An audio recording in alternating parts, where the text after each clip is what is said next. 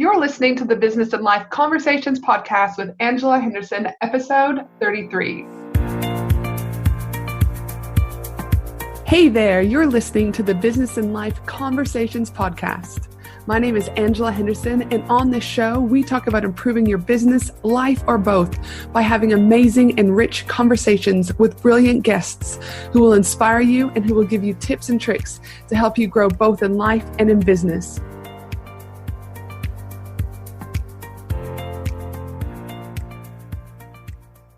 Well, hey there, and welcome back to another episode of Business and Life Conversations podcast. I'm your host, Angela, from Angela Henderson Consulting, and as always, thank you so much for being here. Today is going to be a fascinating conversation with Elise from Exodus Wear, because we're going to dive deep into manufacturing in China. What are the pros? What are the cons? How to find a manufacturer? What trade fairs could people go to in China to get started? And Elise is also going to give us some wonderful tips for those of you thinking about manufacturing in China collectively. Now, I get a lot of questions about manufacturing, and really manufacturing in China is an increasingly popular option for businesses wanting to take advantage of low labor costs, technically skilled workforce, and good infrastructure. However, leaping into manufacturing in China without experience can be costly to any business. Finding the right manufacturer, setting up the process, and getting goods delivered to your door can also prove complex, time-consuming for those with limited experience within the Chinese market. Novice mistakes can lead to suboptimal products that do not meet your specifications and a bill for goods you cannot even use. So this is why I brought Elise onto the podcast today, so she can share with us her wealth of knowledge of manufacturing in China. But before we get into the world of manufacturing in China, I just want to take a moment and let you know that this episode is sponsored by Profit Pillars, which is my ready-to-implement 8-week program designed for women in business to give your business the bulletproof advantage it needs to protect itself from overwhelm, frustration, and heartbreaking failure. With a step-by-step approach and built-in accountability and implementation, this is the only business growth program that shows you how to put passion and purpose together to generate profits for your business. Now, all you need to do is go to angelahenderson.com.au and share Profit Pillars to join the waitlist with next enrollment, which is coming soon. Now, I won't make you wait any longer. Let's go ahead and jump into this wonderful conversation with Elise. So welcome to the show, Elise, and thanks so much for being here on a Friday. Thank you so much for having me, Angela.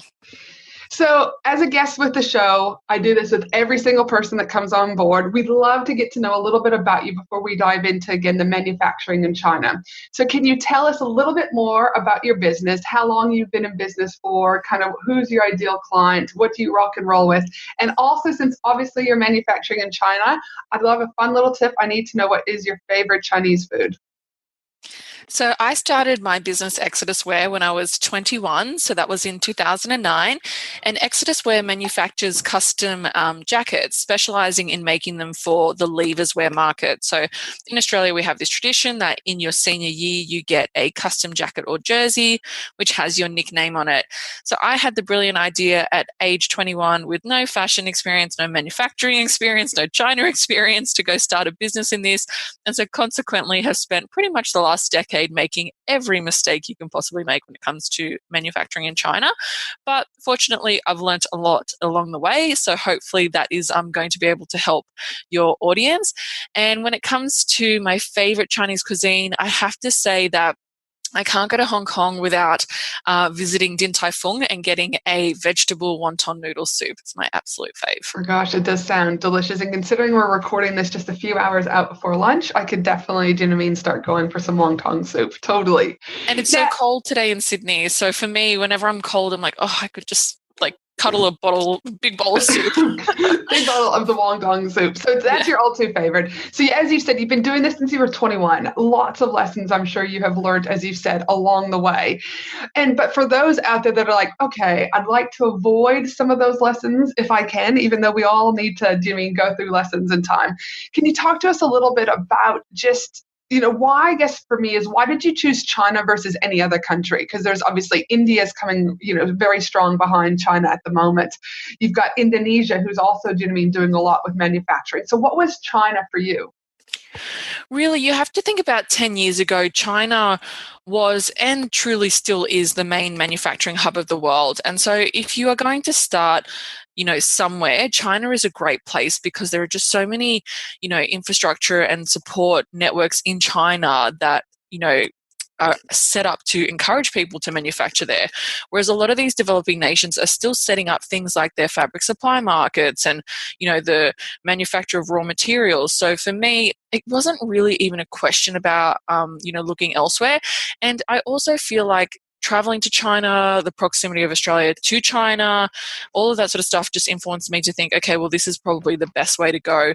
In particular, like traveling to Hong Kong is not too difficult. They're English speaking. So for me, I didn't really consider other options. We do now manufacture in Pakistan, Sri Lanka, and China, and I have definitely noticed that there are positive and negatives to, choosing the country that you manufacture in. Mm-hmm. Yep. So, what would you say is one of the first things? What are the pros for manufacturing? Because I know we could talk about the other countries you're talking about, but for me in particular, really want to hone in on the China today. So, what are the pros for manufacturing in China that you have found throughout the last 9 years? Is that right? 10 years, coming up to 10. Yeah. Uh-huh. Yeah, so it comes back to this concept of the infrastructure. So just to give you a simple example, like we manufacture in Sri Lanka as well. We, have fantastic workers there. We love, our factory. It's all amazing. But truly, they just don't have the same infrastructure that China does. And what I mean by that is there's no one manufacturing the raw materials, so the fabrics that we need to put into our products, the hardware, the decoration like PU, materials. Whereas if you go to China, there are whole districts, like I'm talking about, places that look like cities, which are just designed to sell fabric. Yep. You can go into one complex, which is, a building out of 7, and it's so big that the cars like drive in and out of the bottom of the building. It's like a huge Westfield mall. Yeah, it's insane. And, in there'll be like 1,000 different stalls of people who are all sourcing and manufacturing fabric. And so for me, it almost comes down to like, while it would be nice to be able to perhaps like manufacture in a different country, until the other countries catch up and have enough demand and enough of a, supply chain, it's just not going to be possible. So China definitely at the moment still has that competitive advantage that they've really gone from start to finish and made it possible to manufacture absolutely anything you want in China. So I guess what you're saying is one of the pros is just that the level of the amount of options I guess you have within China. Do you know what I mean? That's one of the pros? Definitely. I think, you can pretty much have in your mind that your product can be made in China. It's just a matter of like finding the right way to do it. Whereas perhaps if you, like the idea of, well, I want to manufacture in Bali so that I can go to Bali every year for, my factory visit, that's a nice thought, but it may not necessarily be the reality. Yep. And so what other positives are there in regards to the pros in manufacturing in China? Like, obviously, there's a lot of my clients who do beautiful handmade items. Like, they are absolutely stunning and they're very firm about wanting to maintain in Australia. And I totally, support that particular decision. However, I'm also mindful about how many hours they can sit at the sewing machine, and be able to fulfill. They're not really ever going to be able to scale because of the fact that, there's only one of them and a sewing machine. Or even if they brought on other Australian sewers, potentially, again, it's eating into the profit margin, etc. But when you go to China, I can only assume, and I would love for you to validate or not validate, that other pros about manufacturing in China are things like, again, the lower cost point, that they do have amazing skilled workers, that they've got the ability to have higher outputs and quick turnovers, that their overall customer service is quite impeccable, and that it's, like you said before, easily to assess and access that Chinese market. That's correct. And look, I think it all comes down to what your goal is, because I know that there are some people who, make a product that's handmade, they make it themselves, they can do a certain capacity, it generates, a certain amount of income, and they're happy with that. And I am happy for people who can identify what makes them happy. So if that's what you really want and that's the level you want to go to, of course, continue doing that. But if you're thinking, well, I want what I'm currently making, but I want to have an empire and I want to make a big business and I don't want to be the one at the sewing machine all day long, you realistically have to think about how you're going to mass produce the product.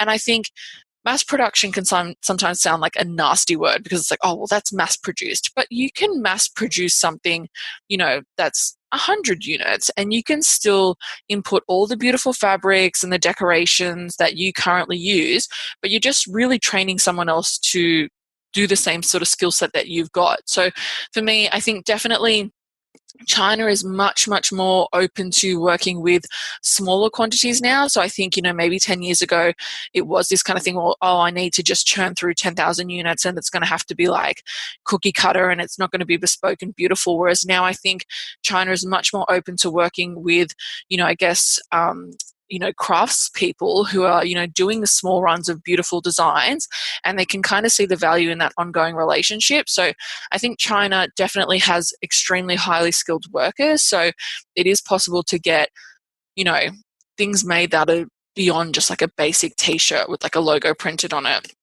Again, it comes down to the infrastructure. It comes down to language. So, China in itself has pushed so much to have, English taught as a second language.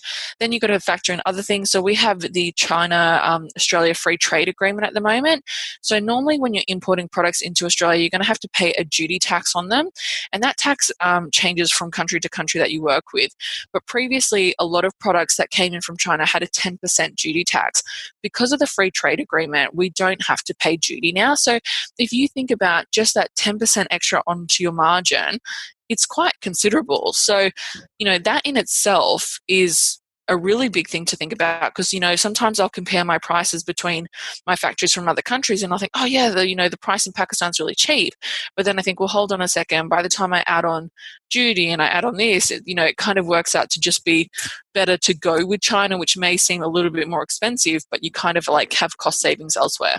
Yes, no, great point. Again, especially if with the free trade agreement, as you said, when you start to have bigger quantities, that 10% up, adds up very, very quickly, and when you start looking at your margins and everything like that.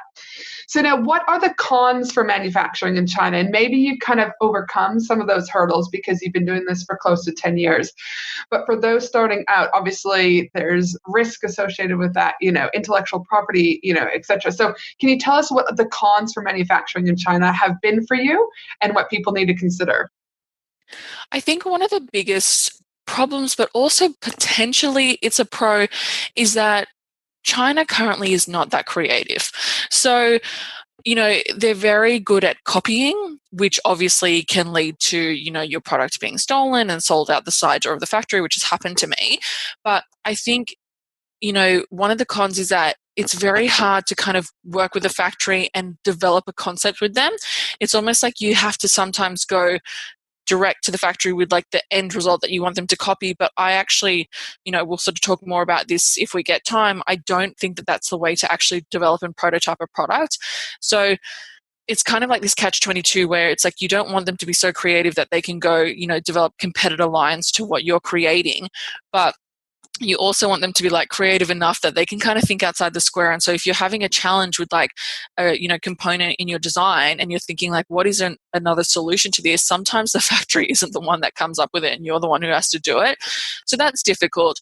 The other thing obviously is because of the fact that we are in, different countries, there is this sort of attitude that they can kind of get away with things, like they're not really being like watched that closely. And honestly, some of it comes down to almost like culturally, they've been taught that it's not necessarily being dishonest or doing the wrong thing if they're trying to make like a little bit of extra money for themselves. So sometimes something that will happen is like I strongly suggest to people don't get so hung up on negotiating price at the start because I just feel like it comes back to bite you later because there's this like culture or this mentality in China that if you've like kind of pushed them so hard on price, it's almost their right or they're entitled to try and make up margin in other areas. Okay. So it could be something like, they've found a fabric that kind of looks exactly like your fabric, but they're able to get it cheaper. And so they will like change your fabric without speaking to you because it's an attempt to kind of like recover some of that margin. Gotcha. That makes sense. Yep. Yeah, and then like say then there's an issue with that fabric, and you say to them, well, why did you change this fabric? They will literally come back to you and be like, well, you kind of like screwed us so hard on price, we've had to find other ways to make money. And there's almost like no apology there. It's kind of like well, it's actually your fault because of the way that you set this up. We had to go and like do this to try and survive. So like, yeah, don't blame us. And so that is something that I've kind of really struggled with, because in Australia, I think we have a much more upfront way of doing business. And in China, they have this thing and it's called saving face. And it's almost this inability to own up to a mistake. It's kind of like they will like avoid telling you something like until like it escalates so like beyond like being a problem that it's crazy. Like we've had this happen where the factory will kind of run out of capacity. Like say we've put in more orders than we normally would have, and they won't say to us, hey, like we've run out of capacity. They will let it get to the point that they're like running 4 weeks behind schedule, and you're like, what's going on? And then eventually, like when there's no other option for them, they'll be like, oh well, we ran out of capacity. And you're like, right. Why didn't you tell me 4 or 8 weeks ago when I put in the order that potentially there was going to be a problem? But they obviously don't want you to move the order to another factory. But then the end result is that it becomes an argument over like who's going to pay for air freight. Whereas like maybe if you had kind of discussed it early on, you could have said to your customer, are you willing to wait a little bit longer? Or you could have like juggled or done something. Whereas I feel like instead of kind of working together, it sort of turns into this situation where they're so afraid to kind of like be blamed for anything going wrong that it actually creates a bigger problem for everyone to deal with in the end, which is a silly kind of way of doing business. And so what's something you've done to try to overcome or minimize that over the years? I always say your main focus should be on finding a factory who supplies you with an, accurate quality product on time, and don't worry so much about the negotiations up front. Because I see, so many articles and like, people talking about how to negotiate with China. But I just feel like if you start from a place of cheap pricing, it's going to come back to bite you later with, substandard quality product. You're going to be working with a factory who is going to cut corners and all of that sort of stuff. So for me, I kind of focus on get the manufacturing right and like make sure everything's going really well. And then there are ways to kind of work together to achieve better price points. So it's like if you're doing more volume, then it's easy to kind of go back to the factory and be like, hey, look, we're doing more volume. You should be able to achieve some economies of scale now. Let's talk about our pricing. Or could we do something in terms of like buying more fabric, so then that way we get like a better price from the fabric supplier? And I feel like you can work together, as opposed to, I feel like people go in and are so enticed by like really cheap pricing and think, oh my God, I'm going to make so much money. But inevitably what I've seen is that when you try and focus too much on how much money you're going to make up front, it never ends up panning out like that way. Yeah. And I think there's many examples that you could say just in life. Do you know what I mean? Like it's I'm a business consultant, obviously, and I hear people will go, oh yeah, but you cost X amount, but so and so costs half that. And I'm like, that's great. You are probably correct, but again, it's going to come down to, you'll probably end up coming to me anyways, because they don't have a successful business, they're not trained, they can't connect you with other people, etc. So then they've just wasted all this money and all this time. So again, I do think that again, people will ultimately cut corners a lot of time, because again, it's coming down to trying to save money in their head, but not looking at the long-term plan strategy, and not looking at quality versus, that whole, that quantity type scenario. Well, it's as simple as you get what you pay for. And so if you've got some miraculously cheap product that you're like managing to buy, it's probably going to be cheap, it's probably not going to look that good. And you kind of need to work out your position and how you want your product to be perceived in the market. Are you just churning out like a cheap product? Or if you are transitioning from almost this handmade, bespoke product into something a little bit more mass produced, well, don't expect to get huge cost savings if you want to make it, up to the standard that you've been making. Kind of like keep that in mind. Like if it costs you X amount to make, just because you're now making 100 in China doesn't necessarily mean it's going to be like, a fifth of the price. It's more so about achieving that, economies of scale and achieving that level of mass production where you can kind of step away from doing the manual labor. And then as you grow, you can start to think a little bit more about, how to get those cost savings in. Yeah. So other cons for manufacturing. So obviously I like the really one of those big cons that you just talked about is about the saving face. And that sometimes again pride is getting in the way of potentially, do you know what I mean, the growth of your business or making deadlines. So that's one of the cons. Would you also say that them having, I guess, your own intellectual property, is that another also risk that you have, that you come up with this great idea, you guys have, created it, you've executed, you're now ready to scale, and potentially next thing you know, they take that idea and run with it. Yeah. Have you found that as also a potential con for manufacturing in China? Do you know, I think that's just a con for business in general. Just because you're controlling your manufacturing now and, like, say you're hand making every single item, doesn't mean that someone in Australia couldn't buy your product and take it to a factory in China and copy it. I don't necessarily, like, I think so people get so caught up on that. But in business, my experience is that you constantly have to be innovating and evolving. And if you rely on, the one idea that made you successful, and you never do anything else, inevitably people catch up anyway. So it may not be the factory in China who's, like, selling it out the side door. It may be someone else who's kind of, like, caught up to you. And so this is kind of how I always say to people that they need to kind of work with this, is, like, if someone starts copying you, take it as, like, a bit of a compliment, and then don't get so hung up on, like, fighting them about not copying you. Because I have worked with a lot of people where they want, like, legal advice about how they can stop people copying their designs. And I'm thinking, I don't think you'll huge company. ever. Yeah, well, like, huge companies like Chanel have huge departments and, like, billion-dollar budgets to just try and fight counterfeit, and they themselves can't do it. And so really the only attitude is that each season they have to come out with a new, better collection that's got a point of difference that people are going to want. And Yes. inevitably it will take time for other people to catch up. And by the time, everyone else caught up, they've created something new and They're on to innovative new to again. something else. And I Yeah. really like that, because I too am a firm believer that, again, the haters are going to hate, the copiers are going to copy, and you've got choices to make. Either get brought down by their emotional actions, do you know what I mean, and their inability to be creative themselves. Or again, I find successful entrepreneurs and business owners are those that just kind of let that emotion stop, and just move on to the next thing. So I do agree more. I think it was just more around the lines of, in your experience, do they need to be mindful? And what you're saying is yes, you need to be mindful of it. It's probably going to happen. But again, you've got to keep rocking and rolling at the end of the day. Exactly. And I do encourage you to have a contract, but it's more so to set expectations. And it's also to put, I guess, a seed of doubt in the minds of everyone that there is the option, should you choose to do something about it, that you can. But we all know a contract is as good as the money that you have to fight it. So, like, unless you got a big war chest of money that you're going to use to fight this, with the potential risk that it won't actually, go your way, plus all the time that you're going to spend on it, my experience is that, people who generally go down that path, maybe they feel good at the end of it if they won, but when you look at the cost of winning, which is literally the financial cost, the time cost, the distraction from running your business, generally you never really ever win. And so that's where sometimes I think, have the, contract as a bit of a deterrent, that hopefully the factory will think, well, I've signed this and maybe, like, they could come after me one day. But realistically, if you start to see something happening, you're working with the wrong partner, and you need to just, like, Cut think ties, what's next. go. Yeah. Yeah. And, try and come up with the next thing, which is, it's tough, but that's business. It's not meant to be easy. Otherwise everyone would do it. But yeah, everyone would be millionaires walking around, do you know what I mean, living the Yes, 4-hour work week. But unfortunately, exactly.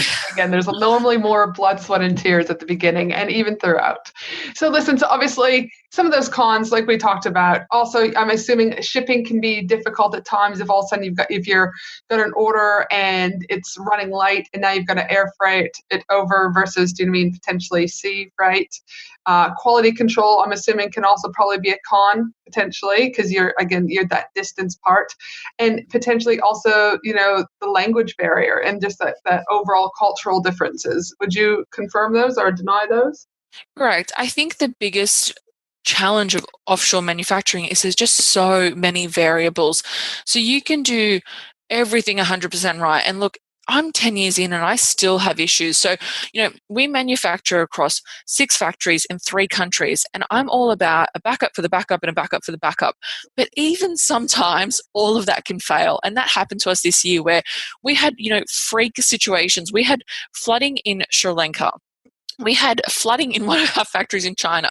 We had another factory that was over capacity. We had Pakistan manufacturing for the FIFA World Cup. So all of a sudden, like, no one was available to do anything. And I found myself in a position where I was like, I cannot believe that every single fail safe that I've got here has actually just failed on me. And so we were running it behind, production schedule. We were air freighting God knows how much stuff. It was horrendous. And so it doesn't really matter. Like, sometimes you think, well, I've done everything that I need to do to make this happen, correctly. And there'll be some external variable which comes in, like the dollar crashing, anything could happen, storms in botany that, mean that at customs and, at the port, the goods are, taking longer to get off the ship. And I think so many customers don't understand the complexity of what you've gone through to get this one product to them. And I know that for me, this is something we struggle with, especially with high school students who don't really have an awareness of the fact that, hold on a second, I just went and made this custom jacket for you from scratch. I personalized it with your name. I got it in another country. Like, I did all of this stuff. And because of the way that retail is like these days, where it's like, if you want something now, you can get it. You don't even have to pay for it. You can afterpay it. If you don't like it, you can just return it and it won't cost you anything. I think the way that retail has become has almost made, consumers a little less understanding of the complexity of what actually goes into delivering, a product to someone. So that can be a massive challenge. And also, really, let's be honest, high schoolers too, unfortunately, their headspace isn't necessarily 100% empathetic towards others. They're still a little bit self-absorbed sometimes. They're leaving, school. They've got a whole bunch of going on that sometimes, that I would also say, just with your demographic, that they might not understand. Like, they just want it now, like, I'm graduating, I want this, Exactly. And like, you need to look at the internet culture of trolling, of, kind of being like, I guess, no consequences to what you write on the internet. So this is something we struggle with so much, like to the point that we sometimes want to just turn off our Google Maps listing or, turn off our reviews, because we have, thousands and thousands of happy customers who are too lazy to write a positive review for us. But now there's this culture that if there is one single thing that goes wrong, whether it is that their jackets are delayed, they can be absolutely vicious. Like, they will create fake accounts.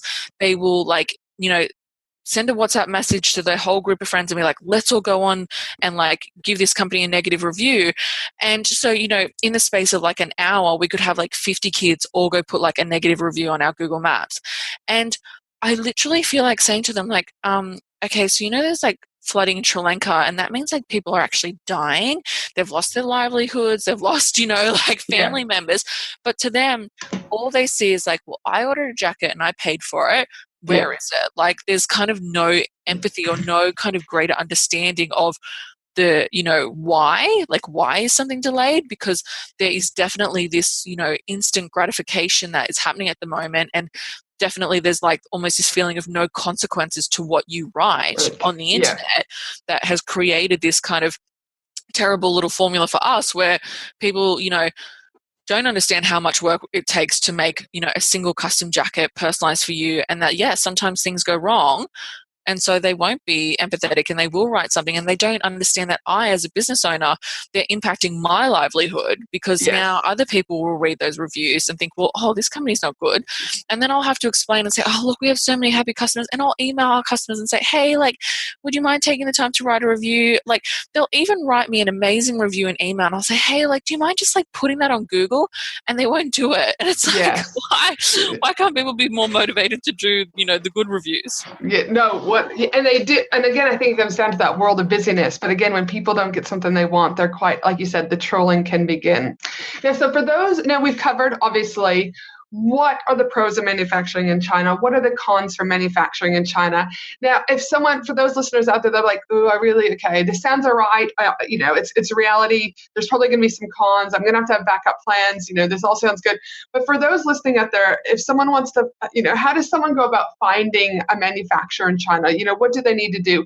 Is it best that they go through an agent here in Australia? Is it best that they head over to China themselves? Like, what would you, what would you recommend to people about how to find that manufacturer in China and get things rocking and rolling for them? So I've done it all. I've done, using agents, sourcing direct, going to China. And my biggest piece of advice to people is to start as you intend to go on. So if your goal is, you know what, this is just like a little hobby business for me. I love my day job. I never want to quit it. I just want to have a little bit of extra income. I don't want the hassle of dealing with everything. Then yes, maybe an agent is the way that you want to go. Mm-hmm. But if you've created this amazing product that you want to build an empire off, realistically, at some point, you're going to have to manufacture direct. And I almost feel like by starting, like most people think, oh, I'll start with an agent and then I will go direct. And I have done this before. But you have to understand what an agent's job is and how they can protect themselves in the supply chain. So an agent's obviously going to go put in all of the groundwork to set up all of your, factory, your manufacturing, all of that sort of stuff. Now, they're not going to go hand that information over to you because then it just cuts them out of the supply chain completely. And realistically, how can you make money off that model? So most agents are quite secretive and generally won't give you a lot of information about what's happening. Now, they'll try and sell that to you as we take care of it all for you. We don't want you to be bogged down in the detail, and we want to, you worry about what you're good at and we'll worry about what we're good at. But the reality is they're thinking, we don't want you to know this information because then you could potentially use it to bypass us. Yep. So first things first, pick which way you're going to go. And yeah, it might be a little bit more painful to begin with, but if you're thinking, I want to build an empire out of this product, you need to source direct, and you might as well do it from the beginning, because you might find that in 3 or 4 years, if you try and move from an agent to a factory, it's going to be just like starting from scratch anyway. And at that point, you'll have customers and a reputation, and you could really jeopardize that if you don't, make that transition right. So just bear the brunt of the pain at the start and set it up properly.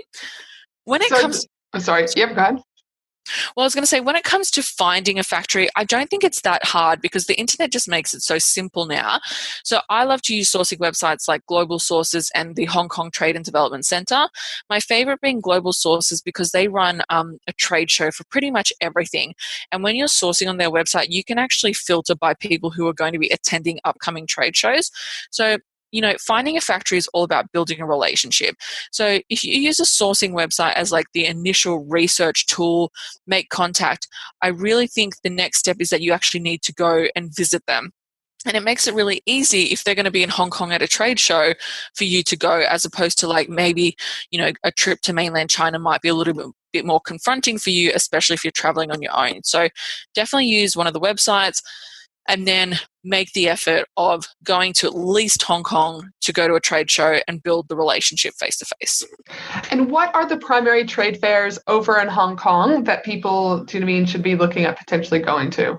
Yeah, so Global Sources is one of the main trade show organizers, and then also Hong Kong Trade and Development Center. And I would say they're the main ones for Hong Kong, which is the easiest, when it does come to going to a trade show. If you're going to a trade show in mainland China, travel obviously is a little bit more difficult. You can get a business visa, from the trade show. They'll give you a letter to, kind of take the steps to do all of that.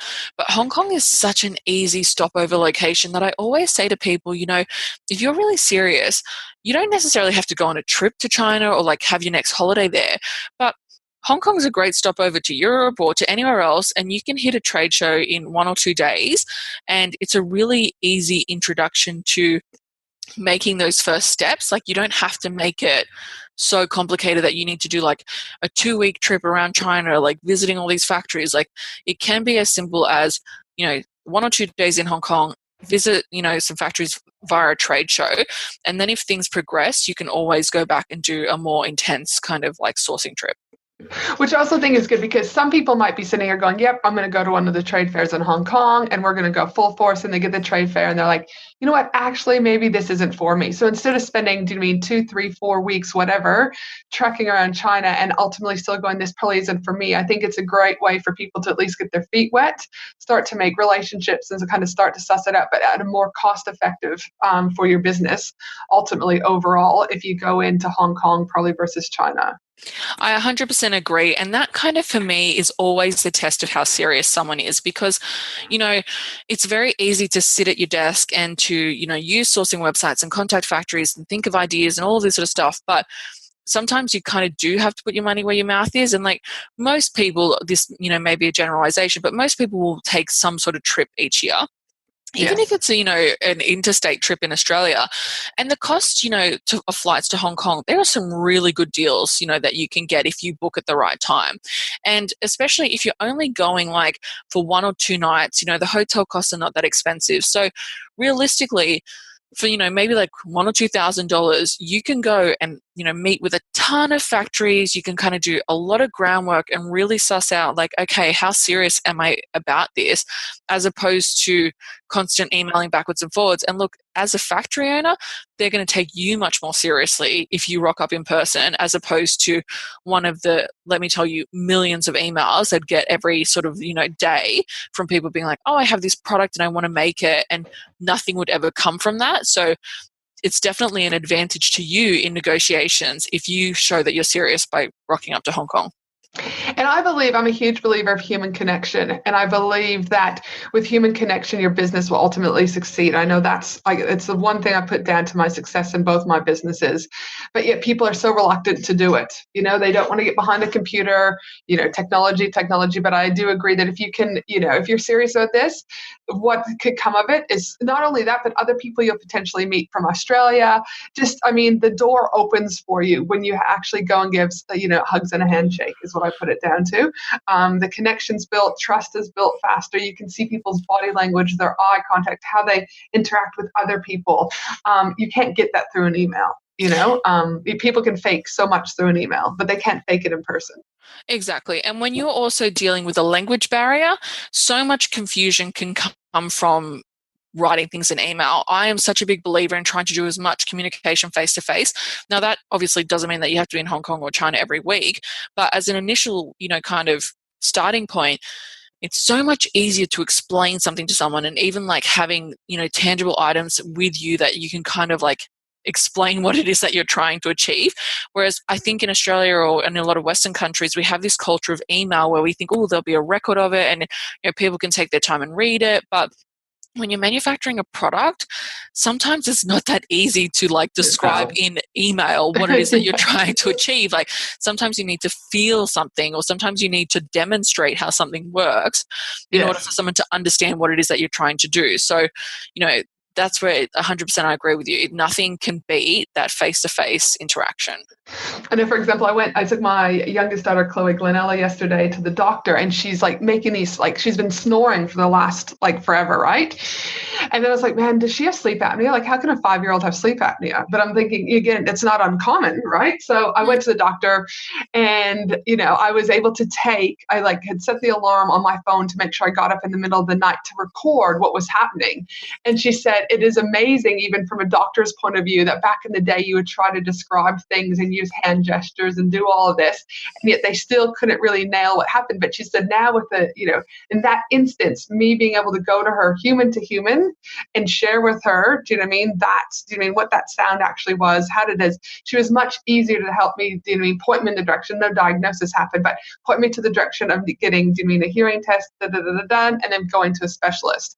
So again, it being that human-to-human contact and being able to demonstrate your product, or in my case, Chloe's snoring sound in the middle of the night, it sped the process up so much faster. I see people waste years of their life, honestly. Yeah. Like, I think one of the biggest mistakes I see people make is that they don't involve a factory early enough in their design process. So most people I see who I work with who have like a product idea have spent years refining it, making it perfect, thousands of dollars on molds, thousands of dollars on prototypes, thousands of dollars on this, hundreds of hours, only to take it to a factory and the factory be like, oh, yeah, we could do it. It's like a 10,000 minimum, and you've got like 12 unique components that each need $1,000 mold and blah, blah, blah.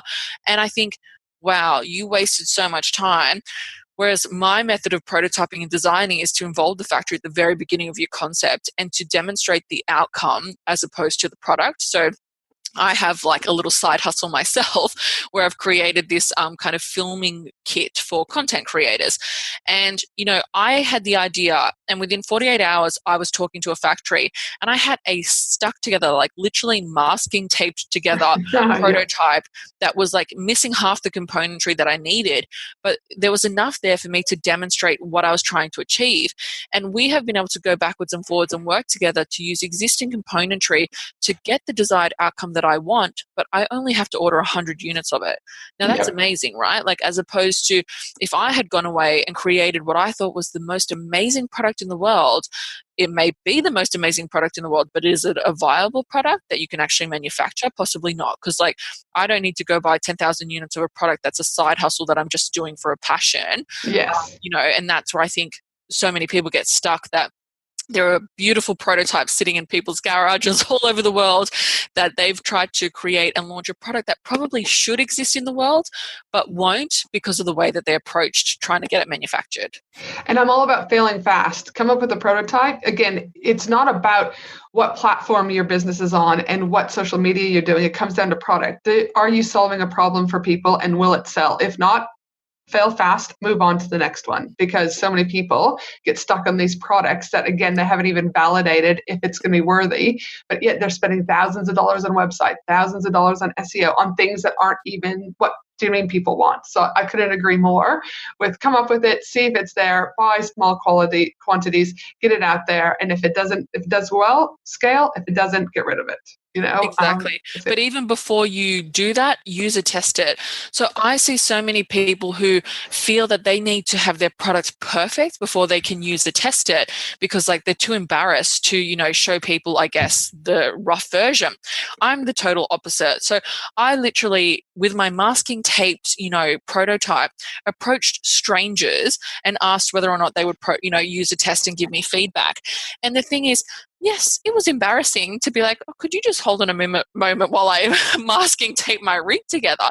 But what it allowed me to do was to iterate my product so quickly, because instead of going through this whole process of designing and then realizing that there was something wrong, I would have someone user test something, and it would be evident really, really quickly if there was something wrong with like the tripod, or if there was something wrong with the connector pole.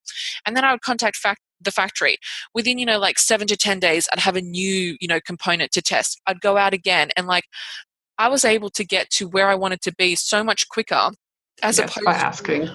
like ordering 100, selling it and going, oh, this is wrong with it. And so, well, now let's throw out 70, buy another 100. You really kind of just have to overcome that embarrassment, involve your factory and involve your users in the process of designing your product. Yep, no, perfect. So to wrap up, let me ask you this. If there's 3 tips you could give anyone listening right now about manufacturing in China, what would your top 3 tips be? I've probably mentioned all of this already, but I think it would be worthwhile to just kind of like highlight these 3 things. Number 1 is definitely to start as you intend to go on. So while it's really tempting, and while you might get sold this concept of having an agent do everything for you, work out your goal. What is it you're trying to achieve with this product? And then do the hard yards. So if it's an empire, source your factory direct yourself from the very beginning. If it is a side hustle and you're always, going to keep it that way, and be honest with yourself. Is that really what you want, or is kind of that's what you think you want? Yep. So, pick which way you're going to go and then really follow through with it. Yep. Number 2, test how serious you are. So, realistically, if you are going to be wanting to manufacture a product in China, you should go there. So, like I said, most people do some form of holidaying or traveling, every year. Make it a priority that next trip falls in line with a trade show, and you at least do a stopover in Hong Kong, or even have a holiday in Hong Kong or China, and do a little bit of business at the same time as the, kind of holiday that you would normally have. Yep. And then number 3 would definitely be, involve your users and the factory in the design process. If you've got an idea for a product, don't go spend thousands of dollars, and don't spend, thousands of hours perfecting it unless you've actually spoken to a factory to see whether what you want to create is possible, and whether you've spoken to potential customers and if they actually want to buy what you're trying to create. Because there's just no point creating a product that you think is amazing but that no one else wants to buy. No, fantastic. It has been an absolutely amazing wealth of knowledge from you today in regards to manufacturing in China. And I know many listeners are going to gain a lot of benefit from this. So I can't thank you enough for spending part of your Friday down in cold Sydney to be here with us today. And if people want to know more about you, where can they find you? So I'm not fantastic at social media, but you can find me on Instagram as Elise Daniels. The other interesting thing that I'm doing, which people may or may not want to watch, is that I'm vlogging my life as an entrepreneur at the moment. I do it under a different brand, which is called Synoply, which is Synoply. I kind of wanted to separate it from my, main company, because sometimes I talk about what's going on with Exodus. So yeah, you can definitely follow that. And look, something else that I'd love to hear is I love to hear about people's product ideas, and I love to be given prototypes to test. So my dog at the moment is actually doing some user testing of a dog bed that one of my people that I've been working with is trying to create. And so for me, I love product. There's nothing more special or exciting than, having someone come up with an idea and then actually, helping them bring it to life. So if you've got a product idea and you want me to test your crazy contraption, send it to me and I will give you real and honest feedback. Perfect. And what would be the best contact for them to be able to do that if they're listening? You can either just contact me via Instagram or LinkedIn. Otherwise, I don't mind if you have my email address. It is Elise, ELYSE, @exoduswear.com.au. Perfect. Too easy. Well, thank you so much today, Elise. And for the rest of you, my team and I will also be putting together the whole transcription for this episode at angelahenderson.com.au with all those wonderful links, trade resources, etc. that Elise has spoken about today. And of course, I cover all sorts of related business and life topics inside my Facebook group, the Australian Business Collaborative, where we're just about to reach 4,000 business members. So feel free to join us, whether or not you're from Australia, UK, wherever you're from, feel free to join us. It's a very supportive business group for all. And for the rest of you, have an awesome day no matter where you are in the world. And I look forward to connecting with you on our next episode of Business and Life Conversations with Angela Henderson. Have a great day, everyone. Bye. Thanks for listening to the Business and Life Conversations podcast with Angela Henderson. www.angelahenderson.com.au